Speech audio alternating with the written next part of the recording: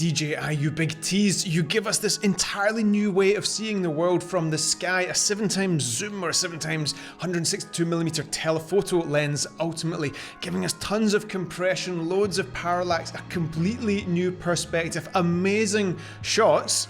But then you hobble that fantastic new development with software restrictions like automatic exposure, for example, that make it a total pain to use, and it is just so frustrating. You give with one hand something fantastic and take away with the other. Well, there's been a software update, we have better picture performance now, it's a little bit sharper when we're zoomed in, but we're still stuck with those restrictions. Anyway, my purpose here is not to moan, my purpose is to inspire you to use that 7x zoom lens, so we'll talk a little bit about that now.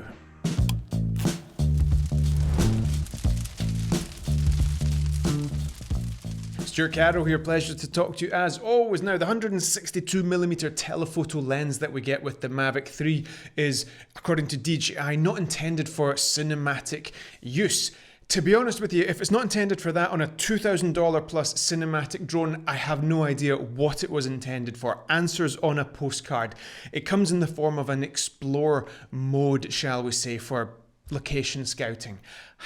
I'm not buying it. I don't believe that was the original intention of that lens. I have no idea what the original intention of that lens was, and I don't think it's for inspection purposes. No one buys a drone, especially given that they have a cine version. No one buys this for doing mast inspections and bridge inspections. So anyway, I don't know what it's for or what its intended use was, but you put a drone like this in the hands of professionals. We're going to try and get the most out of this lens because 7, 14, 28x zoom gives us a completely different perspective. That is amazing. It takes us back to the days of gyroscopically controlled cameras that sat underneath massive helicopters and gave us these incredible zoom aerial shots. I think it looks amazing, and we can actually get some really good image quality despite the fact the camera has quite a small sensor. Don't really care about that as long as we shoot in lots of light, and despite the fact we have some software restrictions like automatic exposure, which is quite annoying, but we have to work around. With the recent firmware update, we were promised a sharper image from our telephoto lens, and that would appear to be the case. We are getting better results now than we did when we took this drone out for the first time. We did our best to get cool parallax shots up in the mountains. We got great results, but the images were a little bit soft. I have no problems with the hardware when it comes to this telephoto lens. It's got a 1/2-inch sensor, which is absolutely tiny compared with the 4/3 sensor that sits downstairs, but that's the same size as sensor that we get on the original DJI MAVIC Air 2. If you shoot at the 7x zoom as it's presented in the DJI Fly app, then you can expect nice crisp results, similar to what you would get from a Mavic Air 2, for example, on a 1/2-inch sensor, fixed f4.4 aperture. Things are crisp as long as there's lots of daylight, and normally that is our go-to shooting environment anyway. Thanks to the sharper image that comes with the firmware update, I would even say go to the 14x zoom as you'll see it presented on the DJI Fly app, and you'll get a usable image. As long as things are nice and sharp and in focus, that picture will be quite good quality and quite acceptable. Now, speaking of focus, things have improved a little bit here as well. We can use the autofocusing system of the app, frame our subject, autofocus will find the focus quite effectively, tap the autofocus button to change it to manual focus, and that locks the focus. With that long telephoto lens, we can't take the risk that the autofocus hunts. It will be very, very visible if it does so, and it will ruin our shot. So make sure you switch into manual focus. I've got no problems with the hardware of this telephoto lens. Yes, the specifications pale in comparison with the 4/3 lens that sits underneath, but those are compromises that I'm more than willing to make if it gives me access to this incredible field of view and the cinematic potential that that creates. With that in mind, on this extremely expensive pro-level drone, denying us manual exposure controls is totally unacceptable and extremely frustrating. It gets worse than that because normally when you're restricted to auto exposure controls, you can set an auto exposure lock.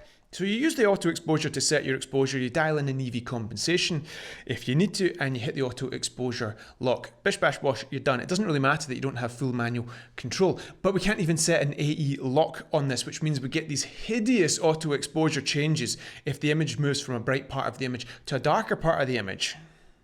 If you have experience, you can work around that and compose your shots accordingly, but I really don't see why we should have to, and at the very least we should have the option of an AE lock. Much like the quick shots, we're restricted to 30 frames per second when using the telephoto lens, the Explore mode. Also drives me a bit nuts here in Europe because we want to shoot at 25 frames per second. That's what we shoot everything at. So we want to blend the footage that we get from the drone as best we can. I was very happy to see with the quick shots that we now have full manual exposure controls. That's nice. See, that lets us put ND filters on there so we can set the shutter speed that we want for the motion blur the eye's accustomed to seeing. We can lock in our ISO at 100 and we can control exposure using the aperture as required. Especially if we're doing these parallaxy type moves on a telephoto lens, we want motion blur of that background. We're not going to get that. See, if you put an ND filter on that when everything's on full auto exposure, the drone shoots the ISO up. It thinks that everything's gone a bit dark because someone's just put sunglasses in front of the lens. It shoots the ISO up to compensate, and that completely destroys the image, especially since we're only talking about a half-inch sensor that isn't really the biggest light gathering sensor to begin with.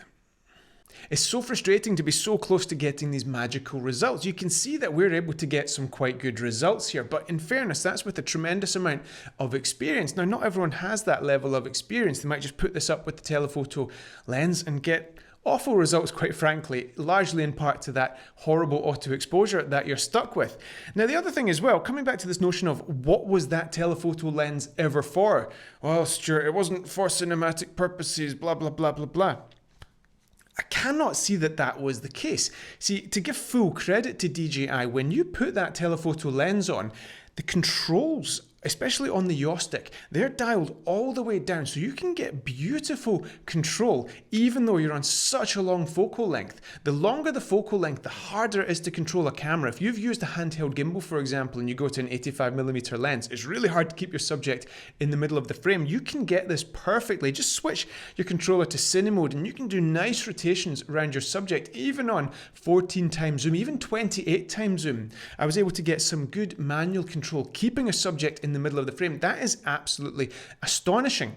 So this non-cinematic camera, if you like, has been paired with full cinematic control. DJI are fully aware that it's very hard to control a camera at longer focal lengths, especially when you've got a drone buzzing about. So we have cinematic control matched with a, in my opinion, a cinematic camera, or a camera that has the potential to be cinematic. Irrespective of DJI's intended use for that telephoto lens, it gives us some great cinematic results. And here's the secret to getting those results. You need layers in your shot. If possible, foreground, midground, and background layers. That will highlight and take advantage of the compression that happens when we use a telephoto lens. Those foreground, midground, and background layers are pulled together and everything just gets a little bit flat. And that gets really, really cool when you start rotating the camera, because your foreground, midground, and background layers move at completely different speeds and it creates this awesome parallax effect. For me, it's the holy grail of creating cinematic footage. I absolutely love it. We even did a tutorial on this channel showing you how to use a gimbal to get that kind of Hollywood Michael Bay style cinematic parallax rotational effect down on the ground. Keep the drone low and point the camera forwards. It's unlikely you're going to get layers if the drone's all the way up in the sky pointing down at the ground. We want depth in that shot. Set the controller to cine mode and throw in a little bit of gentle rotation, and Bob's your uncle, you're going to get this amazing parallax looking shot. Given that DJI's Air 2S is such an amazing product, represents such great value for money, it's been a little bit hard to make the case for buying the Mavic 3. And this telephoto lens could have been that one big reason. The one big trump card for buying the Mavic 3 and splashing all that cash could have been because of that incredible telephoto lens. It's definitely a reason to buy the drone, but when you look at the price difference, it's a little bit hard to say that it justifies that differential. I hope DJI sticks with its telephoto lenses on its drones and gives us better, what it regards as cinematic lenses with better performance, quite frankly, and full manual control, because the results you can get are amazing. I know we had the Mavic 2 zoom, but that was like a 2x zoom ultimately, and we've been able to do digital crops on the main cameras for a while. But when we get to 7x or more, we get amazing perspectives that we previously couldn't dream of with our little drones. So the more the merrier in that respect. But please guys, stop crippling the amazing hardware with software restrictions that make it harder for us to do our job.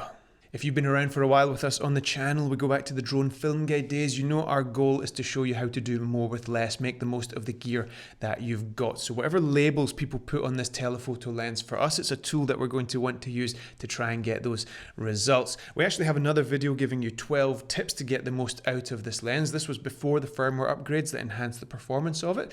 So the future's bright, very excited to see what developments come up. We're going to make the most of every opportunity presented to us with this Mavic 3. Do stick around on the channel, don't forget to subscribe, and we will see you next time.